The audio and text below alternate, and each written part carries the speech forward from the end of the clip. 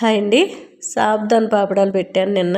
ఈరోజు అయితే కొంచెం రైసు సాబ్దాన్ మిక్స్డ్గా కొన్ని పాపడాలు అయితే వేస్తున్నాను. ఎండలు బాగా ఉన్నాయి కాబట్టి ఎండ రాకముందే వేసిస్తే సాయంత్రం కల్లా ఎండిపోతున్నాయి.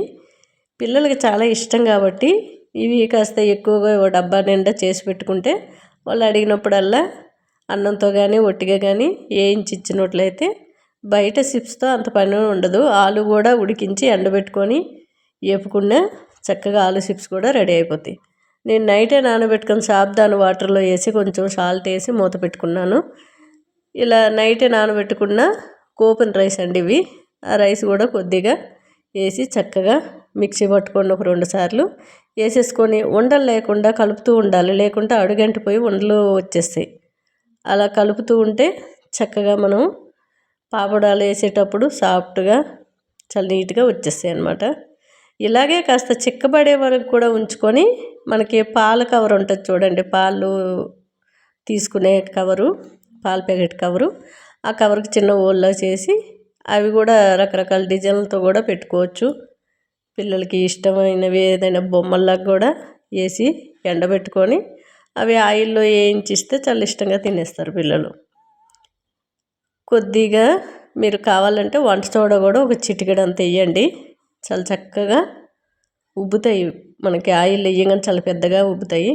నేనైతే ఇవి చిన్న చిన్న పాపడాల్లాగా వేసాను. ఇంకాస్త చిక్కబడితే పాల కవర్లో వేసి ఒత్తేసుకుంటే మురుకుల్లాగా బాగుంటాయి. చాలా సింపుల్గా ఈజీగా చేసుకోవచ్చండి. కొద్దిగా వాము జీలకర్ర వేసుకుంటే సరిపోతుంది. మీకు కావాలంటే దీంట్లోనే కొంచెం మిరియాల పొడి, అట్లానే కొంచెం అల్లం వెల్లుల్లిపాయ పేస్టు వేసుకుంటే మసాలా పాపడాల్లా బాగుంటాయి. నేనైతే మా మనవరాలు నిన్న చేసినవి పచ్చిమిర్చి వేసాను, జీలకర్ర వాము వేసి పెట్టాను నిన్న సాబ్దాన్ ఒట్టివి. దీంట్లో అయితే ఒట్టి సాల్ట్ వేసాను.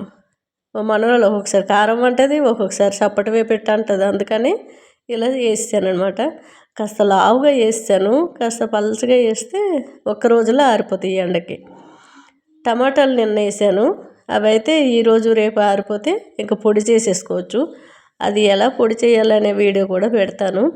చాలా చక్కగా టమాటాలు, ఒక టమాటా 4 ముక్కలు కానీ 2 ముక్కలు కానీ కట్ చేసి జ్యూస్ మొత్తం వెళ్ళేటట్టు సన్నగా కట్ చేయవలసిన అవసరం లేదు. టమాటా సన్నగా కట్ చేసి జ్యూస్ అంతా వెళ్ళిపోద్ది ఇంకా మనకి. అందుకని నార్మల్గా కట్ చేసి పొడి చేసి చూపిస్తాను. పాపడాలు అయితే